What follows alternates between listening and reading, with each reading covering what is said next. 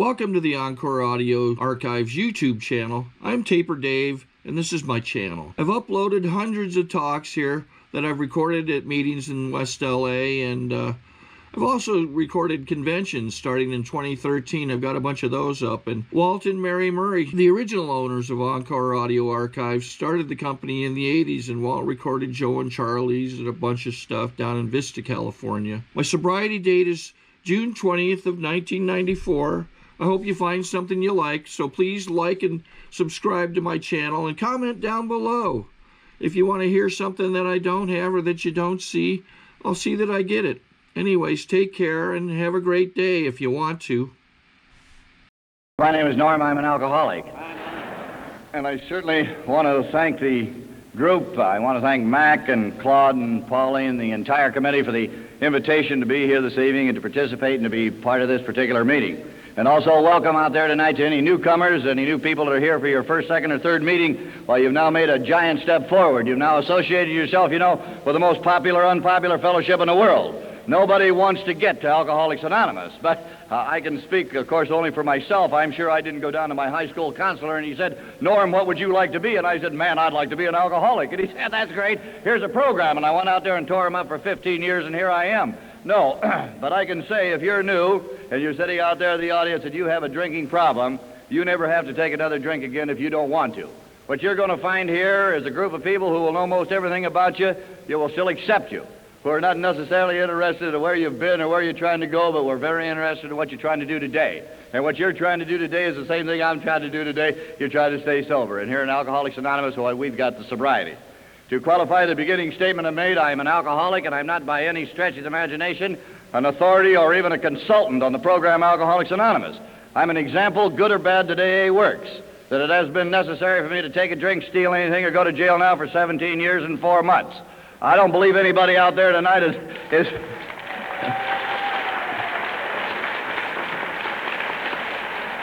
Maybe you are. Well, I really didn't think anybody was impressed with that amount of time, you see. But I'll guarantee you one thing, man, I'm impressed with that amount of time, Not only that, but you never know when we may get a pension program going here. And if we ever do, I want to get credit for all my time, you see. So you've got to bring this thing up from time to time.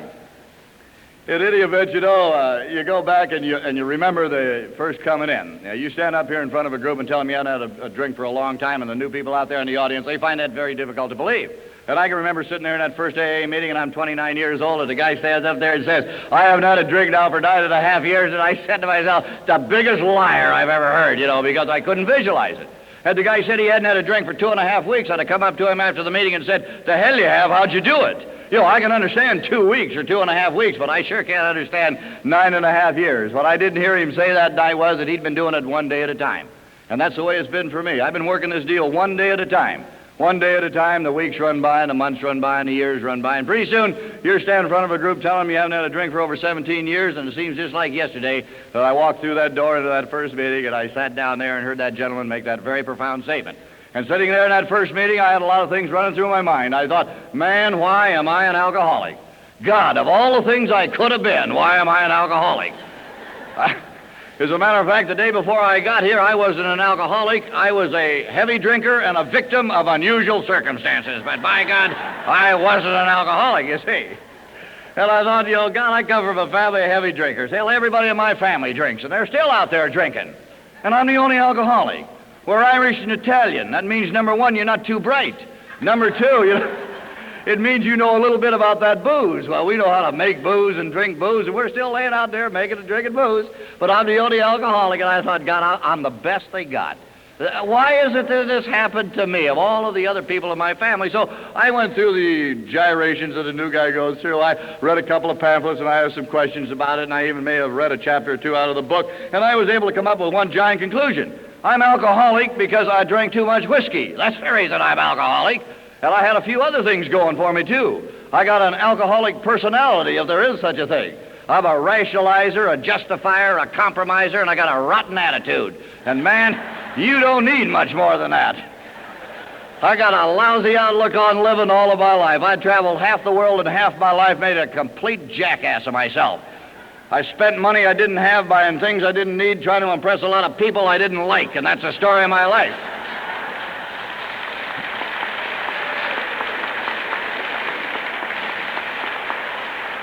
I'm sure you've heard the story, but I'm the guy laying out there in San Bernardino or the San Gabriel Valley, and it's 110 in the shade, and I'm driving around town in my automobile, and I got all my windows rolled up because I want everybody to think I got an air conditioner, you know. I spent a lifetime out there impressing the human race. I was all things to all people. Today, you know, I drive around and I see them guys driving around with their windows rolled up in their car, and the first thing I think about is, does he or doesn't he, you know? Lousy Alki out there trying to impress me again. He can afford that kind of money, you know. I don't know whether you heard the story, but several years ago I was down in Texas and I heard this story. The guy didn't know it, but he was telling my life story right down the road. It's a story about, and it's clean, too, incidentally. It's a story about the blacksmith that's making the horseshoe. And he pounds that baby out and he throws it down on the ground. There's an old cowboy standing there watching that whole process. And he reaches down and he picks up that horseshoe and quick, he throws it down. The old blacksmith turns to him and he says, hot, wasn't it? And the old cowboy said, no, it doesn't take me long to look at a horseshoe. You got to think a little on that, will you? And I thought, man, that's the story of my life. Yeah, I'm the guy laying out there picking up them hot horseshoes, you see. And then I got to justify all the stupid things that I've been doing all of my life. The guy says, Norm, you're laying drunk on the street. And I said, no, I'm not. I like streets, you see. That's why I lay on them. Well, if the program hasn't brought anything to me other than the fact that I haven't had to go through any of that, I'm overpaid. The fact that I don't have to justify my existence out there to the human race any longer. I don't have to compromise my life or my living. I'm not coming from behind. If I learn nothing else from the program, I learned that I can walk in here and I can be myself. I don't have to be all of them people out there anymore. All I've got to be is just be Norm. I can spend a lot of days out there on that city street, walking down that city street of mine, being myself. And it's a gratifying experience if you've been as many people as I have. As a practicing alcoholic, I was a general manager many times, the vice president of my own corporation. I owned many businesses, and I did a lot of things, all up here. I get a kick out of people that say alcoholics really aren't too bright and basically they're lazy. But you and I know a full-blown alky out there in that jungle. He has got to be alert from time to time. Why, he's got to remember things like, where was I? You know. A lot of people go through life and never have to remember where they were. How dull can it be out there? But the alcoholic, he wakes up periodically, where was I? I better not go back to it, wherever it was, because I can't remember what I was when I was there, or what I said, like I'm going to pay him the money I owed him, or some other thing. Always out there being all of this, spending a lot of time and effort, trying to be all things to all people. And all I really wanted to be in a whole life is to be able to spend a few days being myself.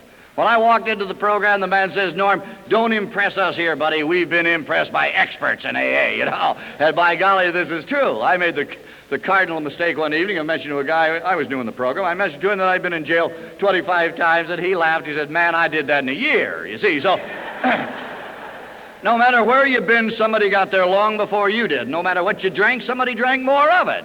The only way you can win a story in AA is to be last, and then you're marginal. Some guy comes through the side door and gets you, you know, so you might as well give up. You might as well just come on in, sit down, and relax and be yourself. Grab a piece of that package and take it on out there to the street and spend those hours out there being yourself instead of all of these other people. Tonight, I'd like to talk a little bit about what I was like, what happened, what I'm trying to be like today. I've told you a little bit about it. I'm a guy laying out there on the street with a bad attitude problem, and I started having a lot of problems and trouble, and incidentally, to the new people here tonight, I don't talk about the jails and the problems and the trouble and the booze I consume to try to impress you. It's part of my life. It's Alcoholics Anonymous. It's as I understand it, and that's what I like to talk about. When a man says to me, well, how does AA work? Well, AA works because it's one drunk talking to another drunk, and between the two of you, you stay sober. Well, what does a couple of drunks talk about? They talk about all of the wreckage of the past, and they bring it up. And tonight, I'd like to talk a little bit about the wreckage of my past, or what I was like, and what I'm trying to be like today, and a few things that I've used to stay sober over a given period of time. My problem started in the middle 30s, not with booze, but for stealing. I happen to be a thief by trade and alcoholic by absorption. I opened up the midnight auto supply in the San Gabriel Valley in the middle 30s. And what that consisted of was popping hubcaps. We started out, get them hubcaps, and found out you make a little money out of it. We kind of branched the program out. And we was getting hubcaps and all of the other accessories you get off of a car. And then it got to be such a job to gather up all that crap, we stole the whole car. And overnight that thing just blossomed out.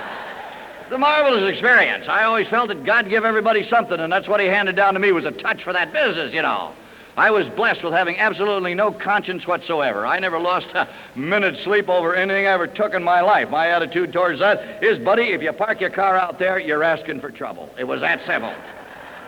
I could rationalize it. I have been able to rationalize all of my life. And that's why one of the reasons I am here, I rationalized myself right down the chute. While I laid out there hooking for about a year and a half, and I was arrested, I was brought in front of a judge, I was sentenced to 7 years in Whittier Reformatory because I couldn't get along with the people. Well, if I was a non-conforming person, this is right. If the judge said, there is a thing, son, called retribution. What's going out is coming back. If you're going to play, you got to pay.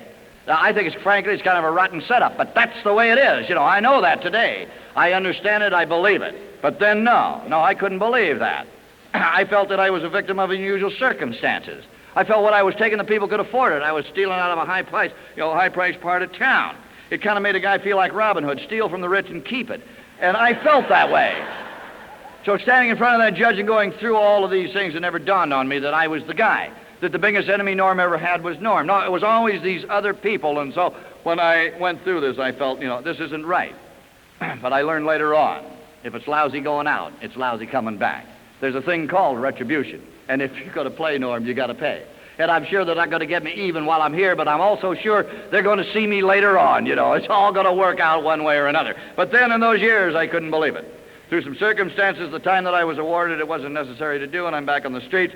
And later on, after that particular experience, the attitude is set, but maybe a year or 2 years later, it would be about 1940, it would be 30 years ago, it would be Easter week, and booze came into my life. Easter week in L.A., everybody runs down to Balboa and Newport, and we drank that booze down there and got a little junky and went down to the Rendezvous Ballroom and danced the big bands of Stan Kentons and the rest of them and had a good time. I'm not alcoholic from the first time out of the chute. I'm not looking for the answer to living in a case of beer or a quart of whiskey. In the beginning, I haven't crossed the invisible line to the compulsive aspect of it. No, I had a pretty good time with it in the beginning. A little sick a couple of times and maybe worked over, beat up once or twice, but nothing, serious. I started out on that old Padre beer. Used to go for a nickel a pop, I think, at the Safeway stores, and I moved on. I always was looking for something bigger and better, and I moved from Padre beer to that Rainier Ale, that old Green Death.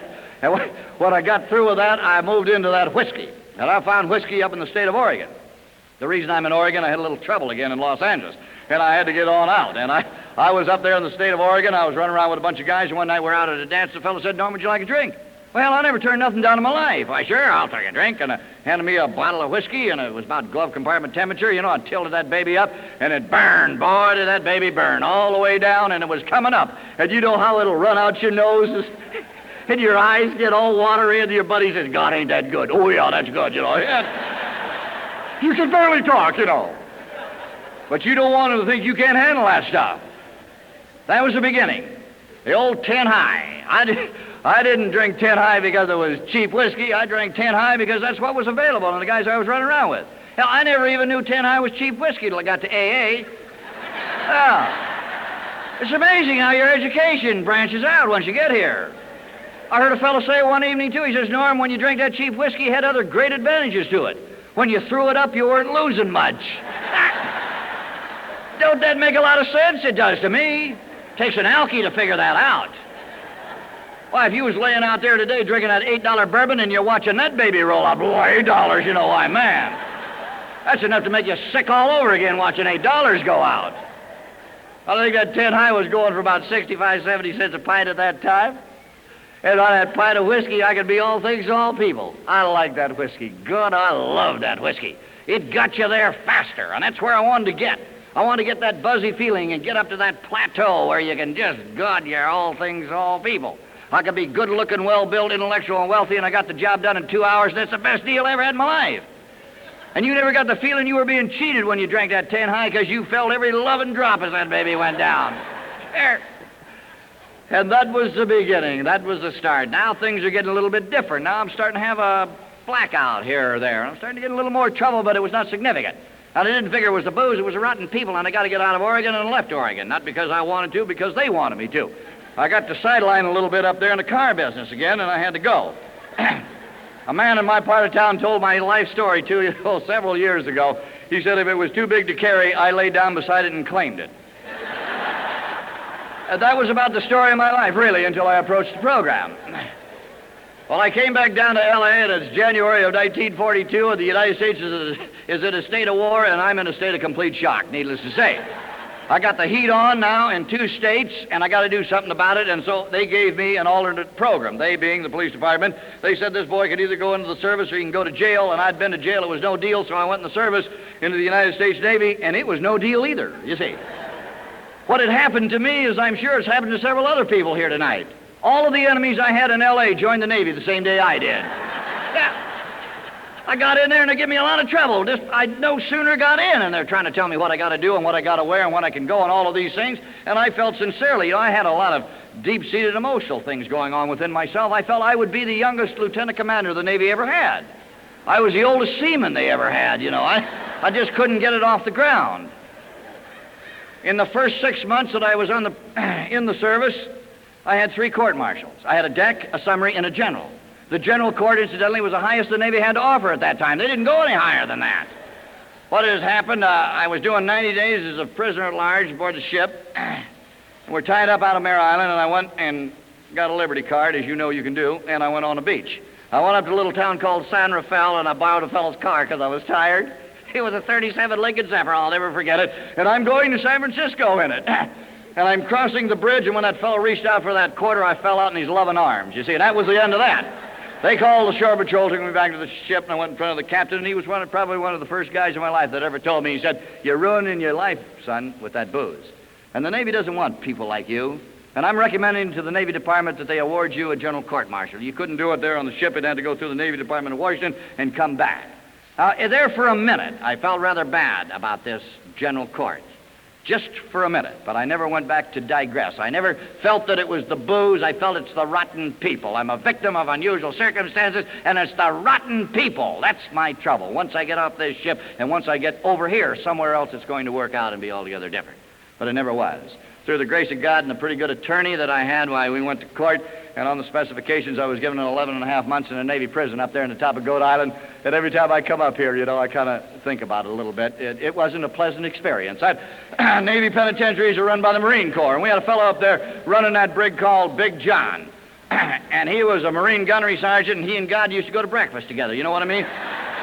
He accounted to no man. Well, you can imagine the problems I had. Me and my attitude went into that brig together, so I had a little bit of trouble when I was there. As a matter of fact, several years ago when that song came out called Big John, every time I'd hear it, I'd just kind of jump all over again,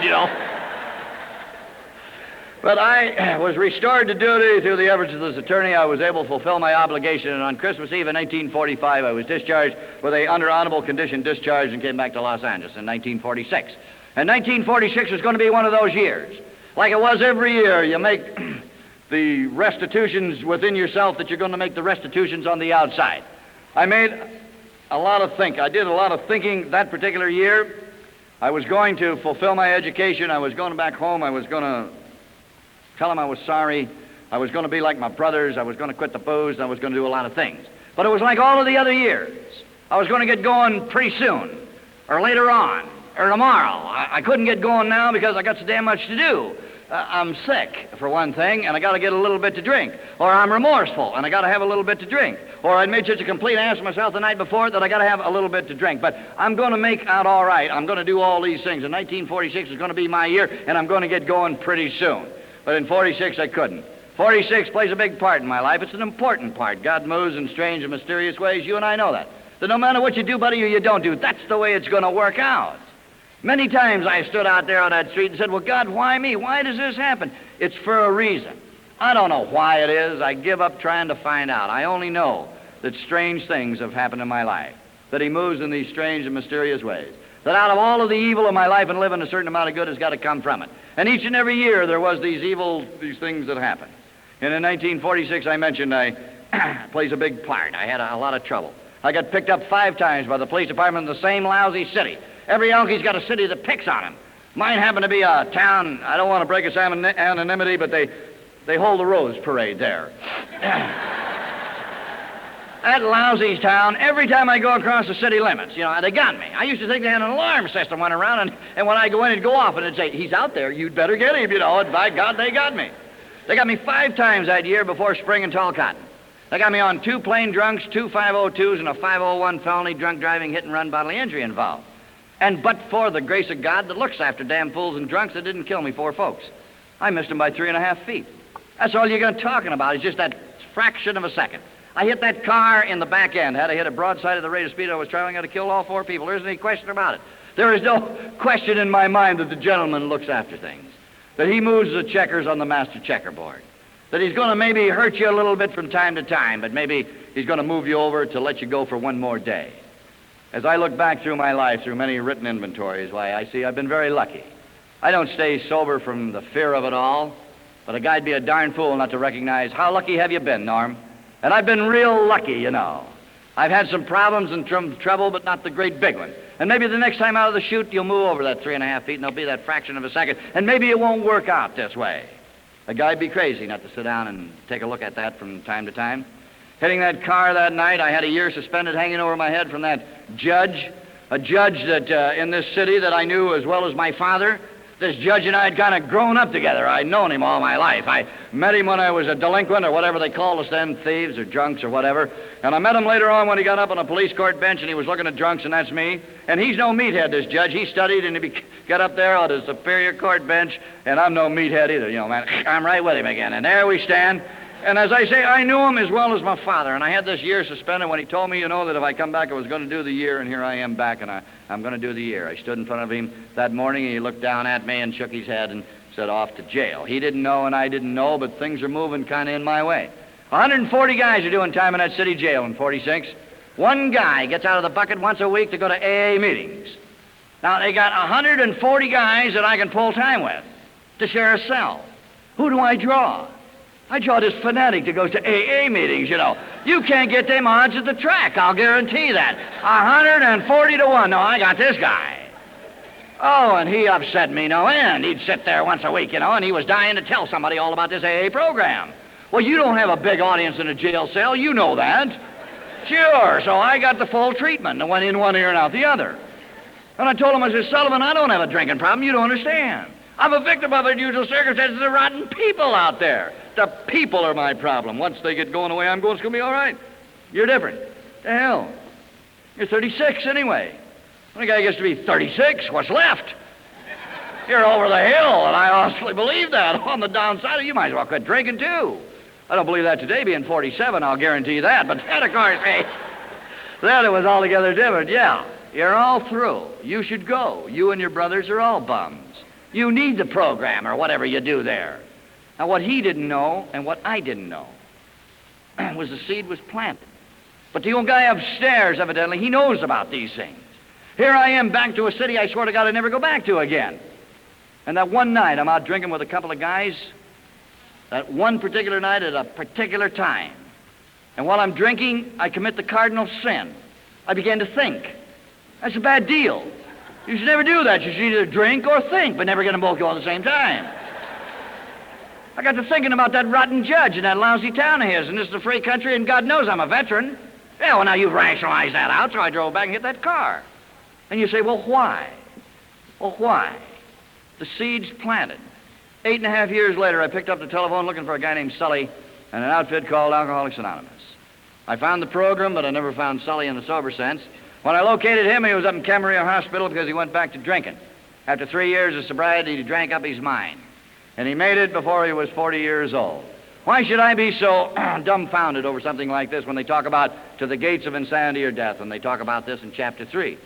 What could be worse, I say to myself in those years? Maybe death would be better than insanity. Yet you and I know that crazy miracles come to pass. And the miracle of this particular incident was that 8 months ago, this man came back to the streets, and he has over 8 months of sobriety, walking down the street in Alcoholics Anonymous. I haven't run across him yet, but at a meeting across town in December, I run across his brother. He moves in strange and mysterious ways, which kind of proves the thing you should never really give up. Maybe it's only a prayer from time to time, but don't quit sending them up. If you got a buddy or a friend or just anyone out there still hacking it, and you think, man, he'll never make it, from time to time, maybe keep sending that prayer up, because you never know what's going to come to pass. The miracles of Alcoholics Anonymous are insurmountable. Needless to say, when I left that city jail, I wasn't thinking about AA. I wasn't thinking about sobriety. I went back out. I went to work for one of the largest construction firms in the world. I stayed with these people for 11 years. In that 11-year period of time, I was blessed with being at the right place at the right time and ended up with a good job. And a good job means that I'm making some money, and money is a necessary part of my life, because I'm a bar-drinking alky. I'm not a home drinker. Home drinking, and I'll be the first to admit, is low-overhead kind of drinking.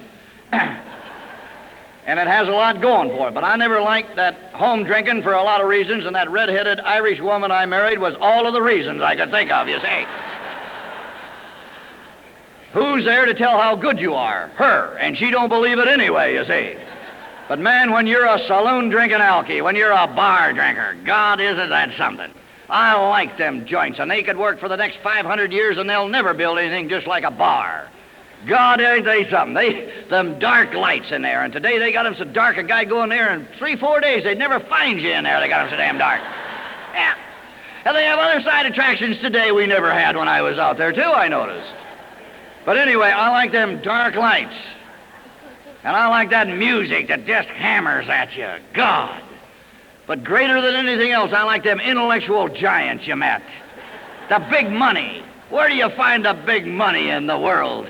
You find it sitting on the bar stool about midnight, you know, talking in millions and spending in thousands, wondering what the poor slobs are doing tonight because the big dough's there. Jesus, you feel it. And you build the castles in the air, and you form the corporations, and you put the partnerships together, and you lie a lot, too, don't you? Yeah, when you get tired of talking and lying to each other, you can sit there and you can look in that mirror, and you know why they put mirrors in bars? They put them there for alcoholics, see? So he can sit there about midnight with that Maybelline look, that wide-eyed, you know. It's like you never saw yourself. There I am, you know. God, you good-looking devil, you. And as you bring that drink up, you happen to catch sight of your arm. Oh, Jesus, and you kind of give it that. You're so well-built, too, you know. 150 pounds wringing wet, I couldn't lick my lips in them days, you know. But that whiskey makes a killer out of you, doesn't it? You sit there looking at that mirror and you're a lover and a killer. You got that $50 Smiling Frankie Gordon suit on and $2 worth of whiskey all down the front of it. A little mustard on your necktie. You had a snack, you know. You smell bad and you can't talk and you wonder why all the dollies aren't down there, see?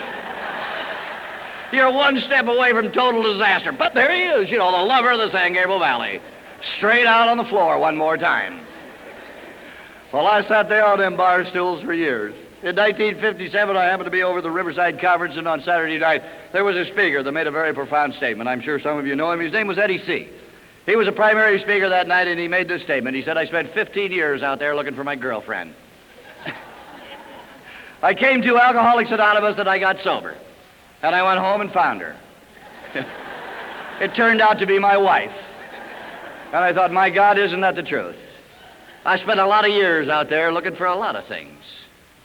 And I had most of it, but I didn't know about it. Some of it I had to lose. And I didn't know how dear it was, really, till I came to a program, and I met a lot of other losers who explained to me, Norm, you have lost a lot of things, but you got a lot, too. That particular night, that particular statement, and I've carried it on. Each and every meeting has something to lay out. That night I thought, yes, sirree, I spent a lot of time out there looking for a lot of things. Isn't that the truth? A lot of things I already had. But those joints and those bars and all of it. As I mentioned, I had married about this time this red-headed Irish woman. I don't think there's a man in San Francisco or this Bay Area had my problems. I happened to marry a woman who never really understood me. Never realized how sensitive I was. Alcoholics are very sensitive people. I'm laying out there drunk for 2 or 3 days, and you're coming home. God knows you're tired. If you've been out there in that jungle for 2 or 3 days, you're tired. Yeah, you've been busy, and you're sick, and maybe a little drunky, too. And you walk in the house, and what do you want? I want a little love, a little appreciation, and a little understanding. And I'd walk in the house, and the first thing she'd say is, you're drunk again. And I was always dumbfounded, and I'd say, who, me? Like 37 guys are there. You know who the hell she's talking to. And yet I'd go through the same thing time after time. How does she know? Who tells her that I've been drinking?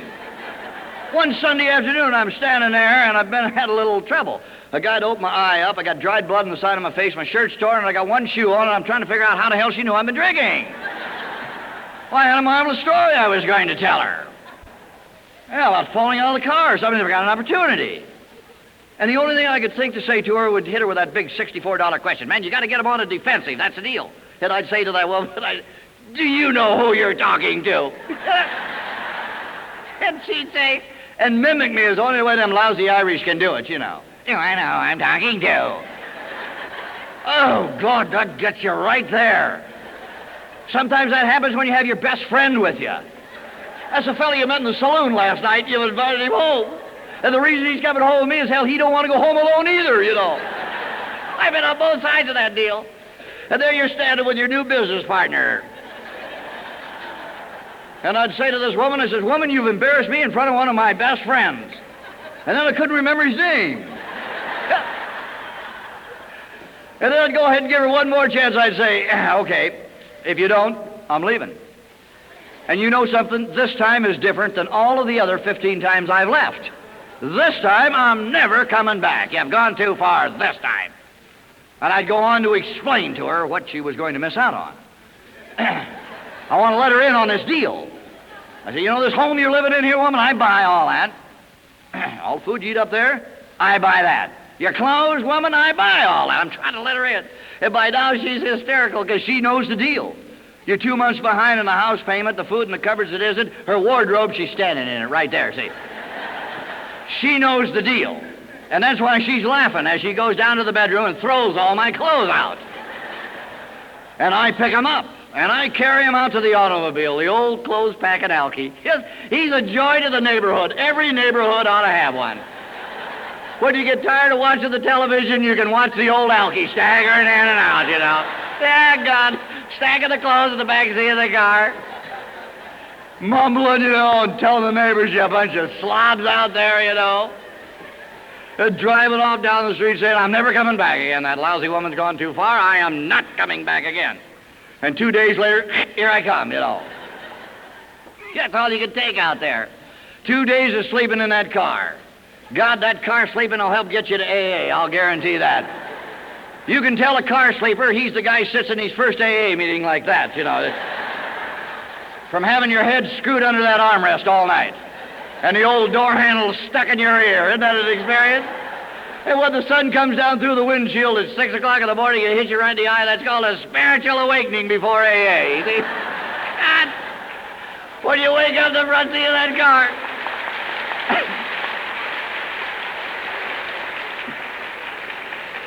You're sitting there in that automobile and your head's throbbing, you know, and your stomach hurts and your mouth tastes terrible, your teeth itch. Oh, you look down on your dashboard, you threw up on it, and you left your lights on. Or did you ever think the window was down, but it was up? Blah, all over that, you know. And then you sit there and roll it down, that squish, squish, squish, you know, like it never happened, see?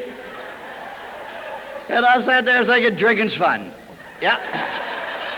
I'm having a good time with that booze. I just got to get the hell out of L.A. They got bad whiskey in L.A. I got to get on down to Big Spring, Texas. God, did they love me in Big Spring? Or was it El Paso they loved me? Or Moses Lake, Washington? Or Seattle? Or Stockton? Or Phoenix? Or on and on? When essentially, you know, it was always the same. Nothing changed much except it got worse. It never got better. Time and time again, I'd sit there and think, I'm going to be able to drink like my old man and my brothers and the rest of them, my friends and the people I'm working with, and I'm going to find the answer to that booze. Somewhere I'll be able to control it. The next city, the next town, or I'll go back. But in reality, it always ended the same. Somebody's working me over. I'm laying in the tank. I'm calling the old man saying, Mac, get me 150. I got to make bail. I'm calling my wife saying, woman, don't go to the airport. I ain't left yet. I'm still here. Nothing ever changed except it always got worse. It never got better. The marriage started to get worse. The marriage got worse after 2 months, as a matter of fact. We had a lot of problems. This temper she had, very violent woman. I walked around for 2 or 3 years with sore sides. Drinking in blackouts, I thought somebody was working me over occasionally. And I'd think, I got to quit going there, wherever it is. What was happening, I'd be passed out on the floor and she'd get me with them pointed shoes, you know, right in the side. A guy can't take a lot of that. And then my bar associates had told me before I got married that I ought to make sure that woman had a decent job. Well, she had a good job. And everything was lovely for those 2 months. And she came home from the doctor and said, I'm pregnant and have to quit work. And the whole house comes down around you. You know, did you ever tell an Elkie something you don't want to believe? I don't want to believe that, you know. But she assured me she was home free. Well, then you become rather big-hearted about it. And I thought, well, that caper takes about 9 months. I'll give her 2 to get on her feet. We'll get the rotten job back, and everything's going to be like it was. That's the story of my life. Everything's going to be like it was. That was 24 years ago. That woman hadn't turned a tap since that day. She got herself in that shape 8 times. I couldn't believe it. Instead of the locusts coming in every other year, there she'd be, going to St. Luke's. I tell them bartenders can't make a bar bill, you know. God, all of this pressure. So you keep drinking to eliminate the pressure. And as I ran through the lottery of my life and living, the whiskey took away every loving thing I had. Some of this pressure I had was eliminated. The day came when I went home and everything I had that was of significant value was placed on the porch, and she says, Norm, get the hell out of our life. Norm, you're a drunken bum. You'll never live to be 35 years old. We don't want to be here at the end. The kids are neurotic because of you. I'm scared to death of you. I never know how you're coming home and when you're coming home. You going to shove that refrigerator through the wall again? You going to stand there with that loaded .25 automatic in your hand and you're so drunk you can't move and you got the thing up against my head? And one of these days it's going off. Norm, I'm sick of hearing the old kids scream at you for you not to hit me. Norm, I'm tired of coming in the morning seeing you laying on the kitchen floor so drunk you can't get up and the children come in and see you and they start to cry because you're the father. And I want to tell her, baby, I'm crying too. I don't want to do this. Guys, give me a chance. One more lie, one more promise, baby. Jesus, don't throw me out. But you run out of lies and you run out of promises. I'm tired of sitting here night after night wondering where you are. Every time I hear a siren run down the street, I wonder if the police got you again. Or this time they find you laying dead in the middle of the street, Norm, you're never coming back. Norm, you're going to have to get out of our life. And as you walk out to your automobile and drive away, you think to yourself, but how can it happen? You always think it's going to happen to everybody else. But if you're an alcoholic, if you've crossed over the invisible line, if you are drinking by compulsion, if one's too many and 1,000 aren't enough, if you're looking for the answer in that quart of whiskey, it's just a matter of time until the whiskey's going to get it all. Sure, there's isolated cases where people put up with this crap for 30 years, hoping this jackass is going to straighten out. Can you imagine living with an alkie for 30 years as he flops in and out of the house, you know?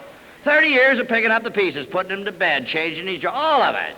30 years. God gives him a lot of strength, but I don't think he does him any favor. It's a left-handed thing. I wouldn't put up with it 30 days, 30 weeks, let alone 30 years. But this does happen. There are these isolated cases, but we don't guarantee this will happen. No. Generally, as a rule of thumb, the family starts to move away. And then the day came when my boss called me and brought me into the office, and he says, Norm, the next time I catch you drinking on the job, you're through. You're out. And Norm, you'll never leave L.A. County for us again. Never. We'll send a guy on these outside jobs half as good as you think you are. At least we can depend on him. At least we know where he is. And I sat there in that man's office that day humiliated. You know what it's like the first day, the first time that the first boss calls you in and trims you down for booze. The humiliation of it. And I sat there thinking to myself, why, that rotten bum, how can he say that to me? A man that I respected as much as my father, how can he do that? When all that I've done for that company, God, I left his office in the humiliation of that experience. Alcoholics could write a book on humiliation because they've been humiliated so many times.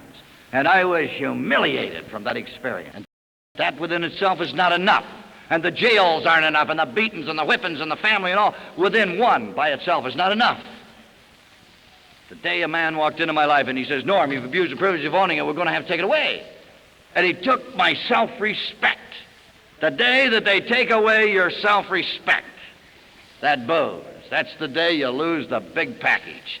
That's the day you stand there and there's nothing. You can have all the money in the world and it makes no difference because self-respect is not something you can buy. Self-respect you don't check out at the supermarket. Self-respect is earned. And the day that the alcoholic stands there and takes one good hard look at himself and he knows he has no self-respect is the day you really start dying fast on that installment plan. You're dying within yourself, and the amount of remorse that it brings, there's not enough whiskey in town to put it down. Not permanently. Maybe for a little while. The day arrives when it's not important what the human race knows about you, but it's awfully important what you know about yourself. And what I knew about myself in February of 1954 was rotten, and I wanted to change it. And I picked up the telephone and I called the central office in Los Angeles. And I talked to a very fine gentleman by the name of John Carroll. And I'm sure John wouldn't mind if I broke his anonymity. He passed away many years ago. John, and the reason he was such a great man is he'd learned early in the program. In order to keep what he had to give it away. And so he used to work down there at that central office, giving away what he'd found, working for beans, giving it away. And you go down to his home group in the Alhambra group, and you walk into that meeting, and who was sitting out there on the porch greeting everybody after many years of sobriety would be John, shaking your hand, saying, come on in, sit down, have a cup of coffee. And he was a marvelous man. And that day that I talked to him on the phone, and he asked me if I had a drinking problem, I assured him that I did. He said, would you like to do something about it? And I assured him I did. And he gave me the numbers of 3 people to call. And the second guy called, he came out to see me. And he was to become my sponsor. My sponsor was one of them hard-hearted sponsors you hear about in AA. You know, I went to school for hard-hearted sponsors. He didn't believe that you take a guy to a meeting, you drove your car. And if you don't have a car, then you're going to have to take a bus or a cab. And if you haven't got money, you're in bad shape, you're going to have to walk. Because he believed if you want this thing and you want it bad enough, you got to be willing to go to any length to get it, and any length to get it started, getting off you can and getting down to the meeting. He gave you the address. Now, I don't necessarily mean that this is the way that it ought to be. No, as a matter of fact, I don't think it's right for all. I can only say it worked all right for me because everything in my life has been the hard way. Why not the program? And I was a little upset over his approach to me. As a matter of fact, the only thing I could really agree with him on is when my sponsor said, you know, son, if I can make it, you can make it. And I thought to myself, that's true. If that old jackass can do it, anybody can do whatever you got to do here, you know. Because he is a rotten old man. I agreed with that to myself. But I'm rather ill that day, and I have a certain amount of curiosity, and I got the heat on all over town, and I want to do something better than what I'm doing. I'm really tired of hurting myself, and without knowing it, probably I'm willing to go to any length to get it. As I look back now, why, this is probably true. Hell, I went to any length to get that booze. I lied for it, cheated for it, conned for it, stole for it, any length to get the booze. So why not go any length, Norm, to get the program? Any length. And I drove down to that Temple City group. I met him at the Temple City group that met in Rosemead. The Temple City group today meets in Arcadia, incidentally. It never did get to Temple City. I've often wondered about that, but I've never had enough nerve to ask anybody, you know. Because you know how it is with an alcoholic after he gets sober. He is sensitive while he's drinking. He becomes super sensitive after he gets sober. Now, if I was to ask him why he didn't change the name of the group, he'd tell me, what are you trying to do, run this place? When you go to, you know, go to another meeting if you don't like it. So I never asked anybody. I often wondered about it. We never had anybody that even lived in Temple City went to that group, as a matter of fact. They were either from El Monte, Baldwin Park, Monrovia, or Azusa, but we never got anybody from Temple City. Well, I walked into that group, and there were 75 of the finest drunks that ever come out of the San Gabriel Valley, all standing around sucking on that lousy coffee. And I'm subjected to the alcoholic sense of humor immediately. You know, after an alky gets sober, he gets that sense of humor. You know, God, is it a twisted thing. They take delight in the strangest things. That group had a lot of money. We had so much money in that group, we used to have donuts before and after the meeting. Can you imagine that? And they'd always buy a half a dozen jelly donuts. They'd save them for the new guy. They see that new guy walking through the door, and he's all green and hung out, you know. And they go out and say, God, we're sure glad to see you here. Are you new? Yes, I'm new. Why don't you have a cup of coffee and here, a jelly donut? You're looking, there's no want that, you know. You're looking down at something you left out there last night. The only good part of the whole thing was if you stayed sober long enough, you could do it to the next new guy that come through the door, no? Oh, it did have some advantages to it. And the cliche of that group was we used to be next to a cemetery. And the first thing they tell you was, if we don't get you here, we're going to get you next door. And then everybody'd laugh about that. The hell's so funny about that? When you're new, that's not funny because you don't know whether you're going to quit drinking or not. And this guy's telling you, if you drink, you're going to die. I don't want to die. Well, I sat down in that meeting and I heard this gentleman with 9.5 years of sobriety stand up there and tell everybody what a jackass he was, and they laughed. He's telling things I've been hiding all my life. You know that? A guy asked me 2 days before I come to the program, he said, Norm, you ever been to jail? Oh, no. No.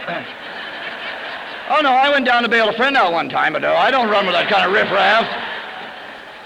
But you and I know. You spend 2 weeks in this AA. And you're dying to tell anybody that'll listen and a lot of people that won't listen how many times you made the can. It gives you a sense of well-being.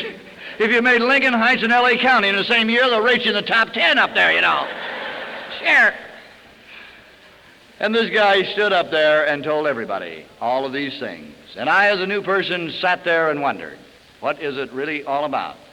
He talks about getting beat up and going to jail and throwing up, and they're hysterical. He talked about drinking Jamaican ginger and they give him the Jake Leg and crippling him up so bad, put him in a hospital for 2 months, and they almost rolled out of the chair over that. And you're sitting there thinking, don't they know what's going on? The poor guy's dying, and they're laughing about it. And if you're as egotistical and as self-centered as I was, you sit there thinking, I'm probably here to do something for them. Yes. Because they don't really know what's going on. But it works. That's the marvelous part.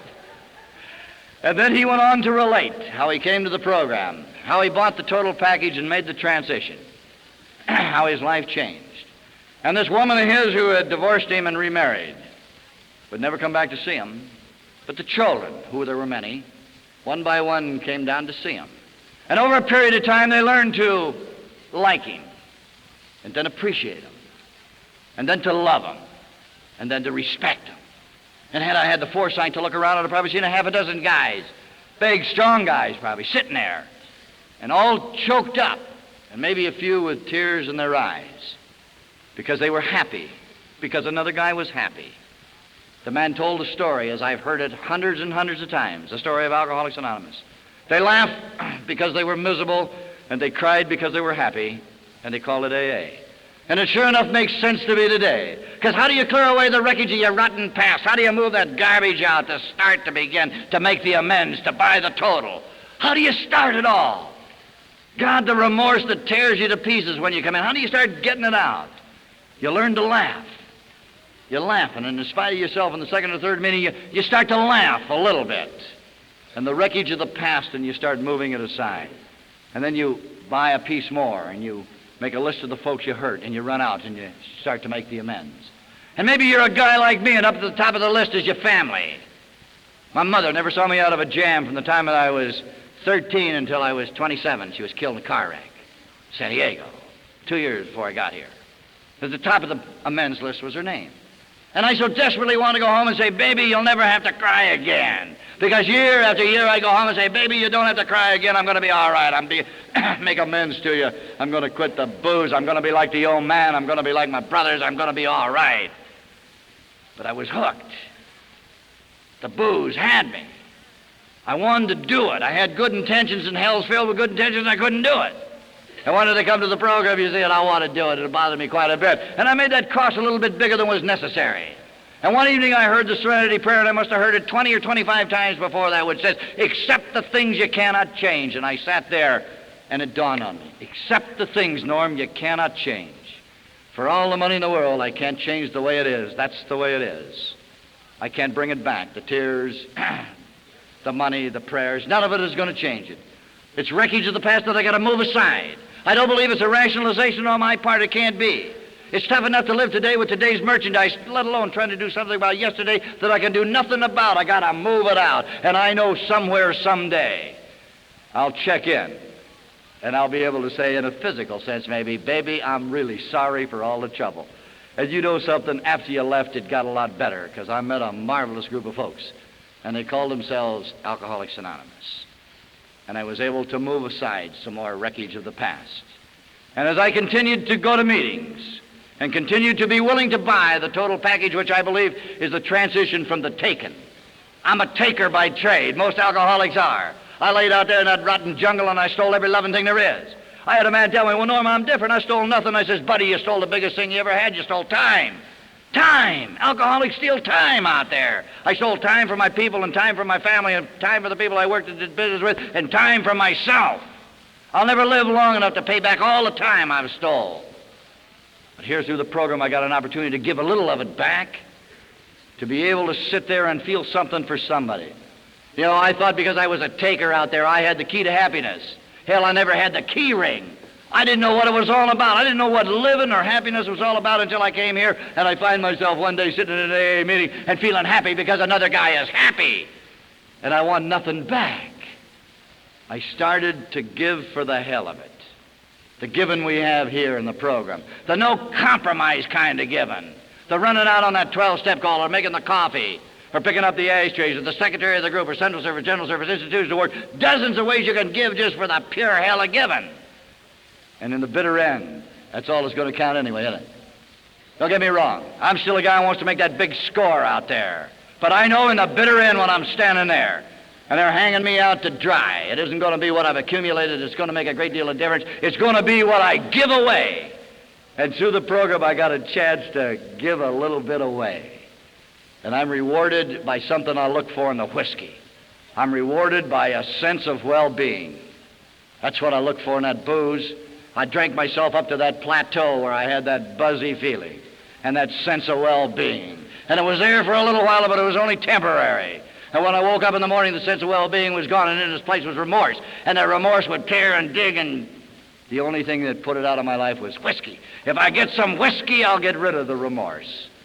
Today, when the remorse within myself is digging, all I got to do is give a little of myself for the hell of it. And it'll be replaced with that sense of well-being. That being able to walk down the street of your city, and you feel so good all over, and you wonder, why do I feel so good? It's because maybe I went out on that 12-step call and I sat with that drunk and I tried to tell him what the deal was. And maybe I didn't get across, or maybe I did, but it didn't really make any difference because I did it and I want nothing back. I give for the hell of it. I quit being a taker, I'm a giver. I sat in an AA meeting. I watched the guy stand up here and he gets a cake for 1 year of sobriety. And I was able to sit in that meeting and look at him, and he's trying to tell you all about it. And the tears are coming down, and he's trying to say, Jesus is so good. And you sit there thinking, tell him, Charlie. Jesus, tell him I know what you're talking about. And you're happy because he's happy. And it's a new experience. And it's something I never knew in my life, because I never give nothing to nobody unless there's something in it for me. I'd like to try and tell you that every day in AA is a holiday and every meal is a banquet, but that's not the way it is. What they give me here was the equipment to stand out in that jungle and face my responsibilities like everybody else. I've had the good days, the rotten days, and the lousy days. As a matter of fact, after the second meeting I attended in AA was almost my last meeting. The second meeting I went to was over in Pasadena. Where else would I go to a meeting, for crying out loud? Lousy Rose Parade town. I went into that group over there, and that group was surrounded by a lot of old-timers. You know how them old-timers are. And I walked in with all them old-timers, and I sat down, and I was very upset about the whole process. And the guy got up there talking that night, and he was an old-timer, too. He'd been sober 132 years, I think. And old Artie, God love him, he passed away, but he was a great man, and I gotta love him to pieces today. But that particular night, I didn't like him. That particular night when he talked, and in those years he talked, he always showed a great big picture of himself. It was a blown-up mugshot taken of him when he was doing time in the L.A. County Jail. And the point that Artie tried to get across was, look at me when I was drinking and look at me now. Well, I looked at the picture, I look at Artie, and I think, he looked better drunk. No doubt about it. This AA outfit ages the hell out of these guys. I gotta get out of here, you know. So I went out and I took a drink of whiskey the next day, and I threw it away. And from that day to this, it's not been necessary to take that drink. And you say, well, why, and what makes it? What rang that bell? I said, I don't know.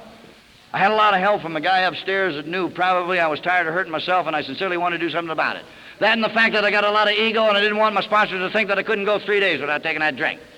And the third meeting that I went to and met my sponsor, and he introduced me to a half a dozen guys, and we're all about the same age, and we started going to meetings together, and we started having a big time. And we started, sitting there in the back of the group, at the back of the meetings, and criticizing all the old-timers. We even go over to Pasadena, and we'd sit in the back of that group, hate all them guys do, Take a lot of notes down, that way we could have coffee after the meeting and really get down to hate them that way, oh boy. And we had noticed in our passing, we went to a lot of meetings, 4 or 5 a week, and we noticed in a lot of these meetings that there were a lot of cliques. So by God, we formed our own clique to be against all them other cliques out there. Very important, this growth in AA. And then we selected this one group. It happened to be the Arcadia group. It had a lot of stuffy fellows there. And we decided we're going to get one of our guys to run for secretary of that group, and we're going to change that whole thing and run all them old-timers and stuffy guys out. That's what we'll do. Fine. So we ran this buddy of ours for secretary. We politicked for him. He made it. And then he joined the other cliques. Hell of a note, isn't it? Putting me and my buddy on the coffee detail, he did. So we started moving from the back of the meeting, through the meeting, up to the front, and as you pass through, my friends, As you pass through a group at Alcoholics Anonymous, you come to find out that there are only clicks that are there is the click, click, click in my head. The only thing I've ever met in AA is just a whole bunch of people from all walks of life. There's a lot of folks out there I wouldn't do any drinking with, and there's a lot of folks that aren't going to do any drinking with me. There's a lot of folks that I don't share a lot of sobriety with, and they don't share theirs with me. But there's not a guy in this program, God love them all, that dislikes me so bad he'd like to see me take a drink. And what better deal can you find than that? The greatest bunch of folks I ever met. They would go to any length if I called them to come down there and sit and talk to me. He may disagree with all the philosophies I have. He may disagree with the way I do business, with the way I live my life. But if I call him and says, Charlie, I think I might take a drink, I need some help, he'd be there. And he would talk about the program, because he will not dislike me so bad. He'd like to see me laying drunk out there in the middle of that street or anywhere else. As I said, every day's not the holiday, is it? Sure, I've had mine out there, and I'm going to have some more, and I'm not looking forward to it. I like the good days, but I don't like the lousy days. In '57, I had a few. In 1962, I walked out of St. Luke's Hospital, and I said, Christ almighty, why? God, why? You're going to rack me up again. You're going to cause me the heartbreak and the misery and the grief. Why? Why? I forgot to remember, didn't I? I forgot to remember who I was and where I came from and what I have. Instead of standing there, Norm, and crying to poor mouth about what you didn't get, why don't you thank him for what you have? What do you got, Norm? The man says, well, Norm, what do you got? In a material sense, Norm, I got not a lot. No, but I got a hell of a lot more than I had when I got here. Yes, I've got quite a bit, really. It doesn't take a mathematical giant to figure it out. When I came in, I had nothing, and any way you want to cut it, nothing from nothing leaves nothing. So every loving thing I got. A few change in my pocket, the clothes I might wear, the car I might drive, or the peace of mind I experienced. But above all, I got 17 years and 4 months walking down the sunny side of the street. Did you know that guys are going to die and never see 17 days or 17 weeks? They're going to walk down the street of booze and fantasy and busted dreams and broken hearts and tears by the bucketful and jails and institutions and the whole thing. They're never going to see my street. They're never going to walk down the sunny side. They're never going to be able to wake up in the morning and make the decision of which way they want to live. Today, I make the decision of which way I want to live. Today, I wake up, I don't have to justify my existence out there to none of them. No way. I'm not coming from behind. They don't have the heat or the screws on me. If I do something for somebody today, I do it because I want to do it, not because I'm being jammed into it. I am not coming from behind. I will not compromise my life or my living this day. This day I won't. I was clean today, I was clean yesterday, and God willing, I'll be clean tomorrow, and I'll walk down the sunny side of my street, and I will be respected. I am respected on that street. I'm respected by myself and the people I do business with. And one day, I got in my car, I drove home, and I saw my woman, and I'm respected by my woman, and she's mine, that redhead. I'm her old man, and I'm respected by her and them bandits that are still living in my joint. Not for where I've been or where I'm trying to go, but what I'm trying to do this day. I'm respected. I haven't heard a kid of mine scream at me for years. Nobody cried at my house today because their old man was drunk and tore it up. I've watched them go from little ones into big ones. I took a daughter downtown one day and bought her first pair of high-heeled shoes and got choked up so bad I thought I was going to die. I stood there looking at her. She was a chicken before she put the shoes on. Now she stands and she's a woman. And she looked at me and she respected me because I'm her old man, and I respected her for what she'd become. And in that second I say, God, but for the grace of God in AA, Norm, you could have missed that. That feeling that you have for each other. And the boy that's gone on to school and he's going to be about half smart before he's done with this. Nobody in my outfit hacked it that far. And a ball player. And an older daughter 2 years ago, not quite. They got her married. It was me and her that day for a few minutes. She was just a little girl one day. As we stood there, I thought, yeah, it was just yesterday. You were just a little girl. And now you and I are standing here, and there's 350 people were out there in that audience. But there for a minute, it was just me and her. And I walked her down that aisle and give her that big jackass she married. But before that, it was just me and just her. And you can't help but think as you stand there and looking out at the folks and you think, little girl, if you really only knew these folks, out of the 350, there must have been 60, 70 guys from AA. And you think, if you only knew those guys out there from the program, those are the guys you see out there with that special look on their face. They're the guys that give you the high sign as you walk by. You know how an Alki does it in the crowd? He gives you that. You know, you watch it at all. Yeah. And you look out and see him and you kind of give it to him back. And there's something that goes between the two of you. And there's something that says, Norm, buddy, you look sharp. God, you look all right, huh? And Norm, buddy, if the rest of these guys here only knew you. If they only knew who you are, where you come from and what you got, and you think, yeah, Charlie, if they only knew you. If they only knew who you are and where you come from and what you got. God, if they only knew our friends. And I think, yeah, little girl, that you're here. If you only knew the folks that made all of this possible. All of it possible. They called it the folks in Alcoholics Anonymous.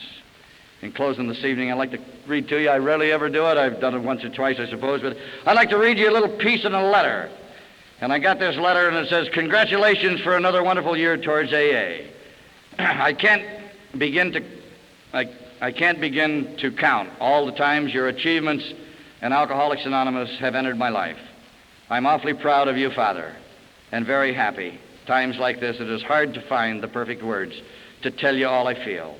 Maybe you can read between the lines. To the new folks that are here this evening for your first, second, or third meeting, maybe you too can read between the lines, between the misery and the tears and the happiness.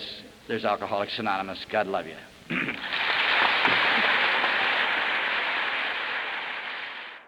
Sorry to interrupt your viewing. Taper Dave here. Just wanted to take a second to ask you to like and subscribe to my channel. Let me know if you like what you're listening. I've got some very good talks here, and this one's a great one. Just curious, do you think this is better than Zoom? Tell me what you think.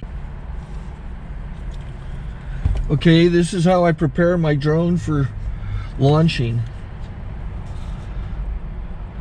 I like to do it inside the cab of my truck so I'm not standing outside in the weather. To install the joysticks for control, up and down, right and left, powered on. I have an Android phone that I use to connect it to the drone with. And it's actually controlled through the iPhone, through an app. Oops, wrong way. It's actually controlled through the iPhone, or through this Android phone, through the app. It's actually controlled through the Android phone, through an app, and you connect it through this short connection right here.